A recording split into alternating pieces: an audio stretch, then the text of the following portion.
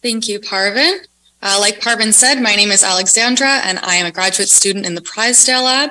Today, I'm going to be talking to you about my project using a mutated clotting factor 10 to make a new clot-busting drug, because the current one isn't cutting it. Maybe we should show the slides. It's a good little comedic break for everybody. All right, here we go. I'm going to go talk about a new clot-buster now. So, like many of us are aware, cerebral and cardiovascular diseases are the leading causes of death worldwide.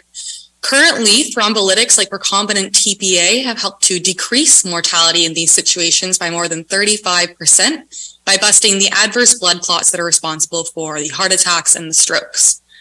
Unfortunately, our TPA can tip the scales in favor of fibrinolysis a little bit too far, and up to 6% of patients who are given this drug will have cerebral hemorrhage, systemic bleeding.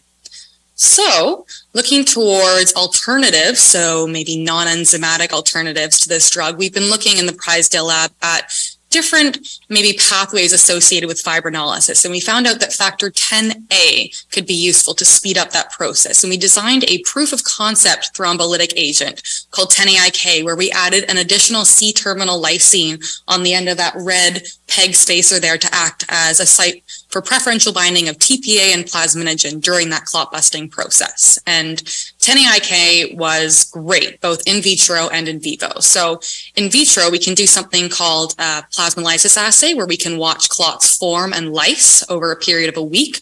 So we can see here that control plasma, so normal plasma, the clot forms right away, and it takes about a week for it to go back down to baseline. Whereas when we give these plasma samples 10AIK, our new drug, these titrated triplicates, all three of them, you can see that they're going down right away and that clot is being busted. So after seeing these positive results and a couple others, of course, we moved on to in vivo analysis. So one of the first things that we do is we take a surgery in which we expose the carotid artery of a mouse and hook a Doppler ultrasound underneath it, which allows us to record blood flow. And then when we cause or induce clot formation with ferric chloride and give them our clot buster, we're going to follow that blood flow and see what happens. So as we can see on the right, we have good blood flow to start. And then with that black arrow, when we induce clot formation, that blood flow drops down. And then after we give the mouse the 10AIK, we can see that blood flow is being restored in less than 5 minutes. So these are very positive results. And another thing that we can do with these mice is sample their blood after the surgeries. And so, for instance, in the leftmost Western blot here, we have 5 lanes depicting 5 mice from which blood was sampled after an injection with no TPA or 10AIK, so it's a sham injection. What we're doing is we're looking for biomarkers of systemic bleeding, so something that we could see without imaging their brains. And so fibrinogen, when there's systemic lysis, will fragment into these lytic fibrinogen fragments, which are much smaller. And the good news is that in that first box there's 5 mice and they don't have any of those lytic fibrinogen fragments, so no bleeding. However, when we give the mice a therapeutic dose of recombinant TPA, we see those lytic fibrinogen fragments in all cases, so there has been bleeding. Then on the far right end, where we can see 5 lanes with 5 mice who were given therapeutic dose of 10AIK, we have no lytic fibrinogen fragments, suggesting that there was no systemic lysis. So 10AIK here, we have great results for efficacy, and so far it's getting a gold standard in safety as well.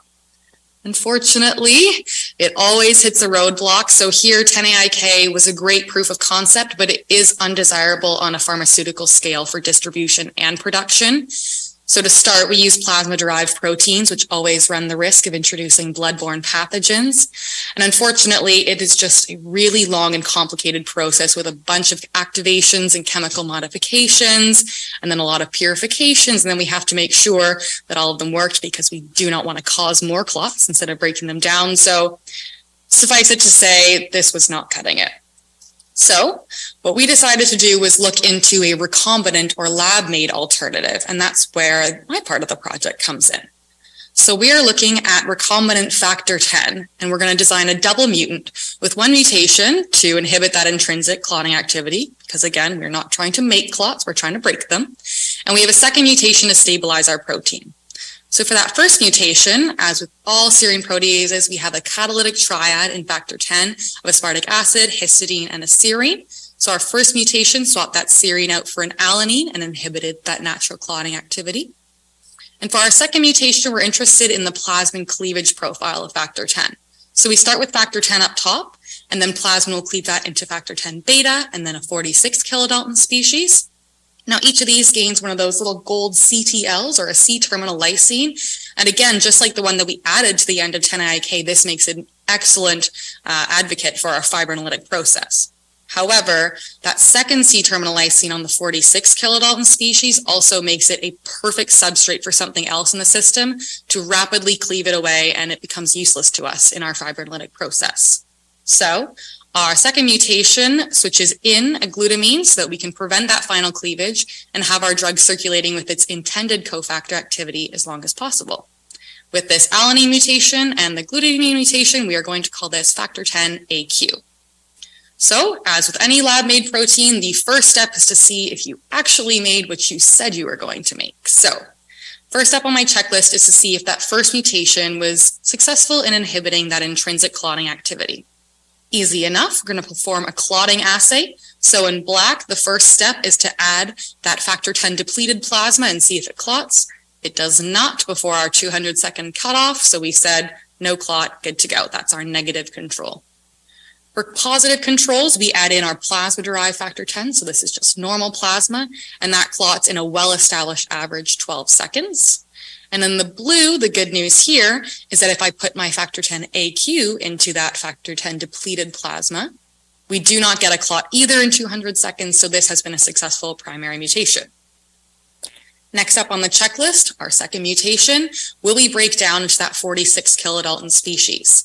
And again, as we can see on the leftmost gel, we're seeing our regular plasma-derived factor 10, and it cuts down into that beta species and then that 46 kilodalton species. But on the right, factor 10AQ only breaks down into that beta species, and we do not get that final 46 kilodalton species. So yet another successful mutation. Finally, we get to test our factor 10AQ in vitro, just the first steps. So first off, because that extra branch of the fibrinolytic process that we mentioned with factor 10 actually helps factor 10 to act on TPA and increase the generation of plasmin to break down our clots, we want to look at plasmin formation. So on the left, this graph is showing us plasmin formation with a control. So all of the same ingredients that we would normally use, but no added drugs. We can generate some plasmin, and then we have 10 times as much plasmin generation when we add our AQ accelerator to the mix. And then again, a little plasmin clot lysis assay. We watch the clots form and lyse. This one's not a full week yet, so this is just preliminary data. We can see that something different is happening in that blue line. We're not getting a full clot, and it's breaking down a little bit faster, but as you can expect, I'm going to say we're going to do this one again.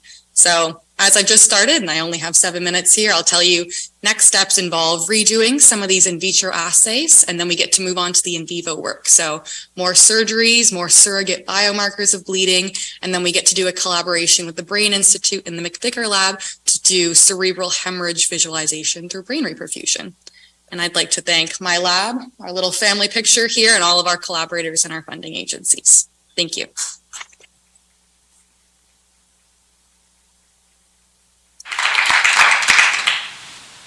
Any question for Alexandra?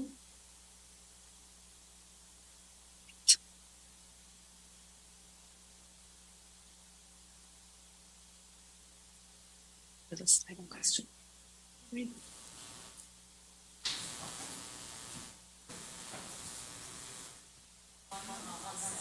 Yeah. Can read it. Okay.